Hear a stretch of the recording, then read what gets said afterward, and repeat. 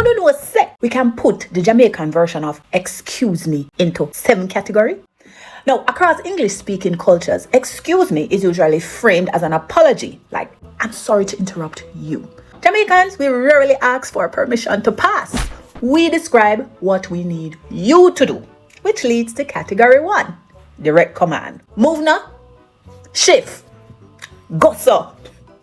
We don't ask, we tell. Now, category 2, making space. Instead of asking permissions, Jamaicans often ask people to create room. Like, smile up yourself. Make me pass. Give me way.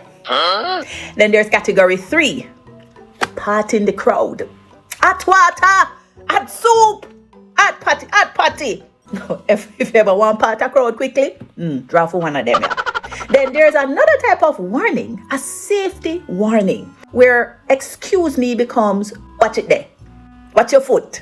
Watch your contour. You see, the focus now is on preventing collision. Now, category 5, these are the closest equivalent to the English excuse me. It's like, sorry, or beg you some pass, or sorry there. You know, a little softer than move.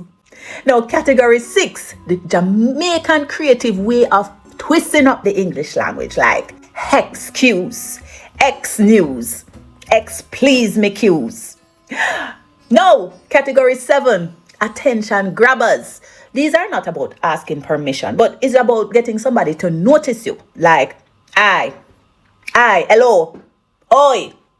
Now, these work because people instinctively turn around. Oh, wait, there's another category, question form.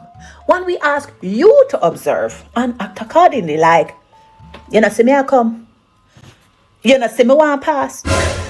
So tell me, which category do you mostly use? And did you recognize this about our language? If you like them kind of content, make sure you like and follow for more.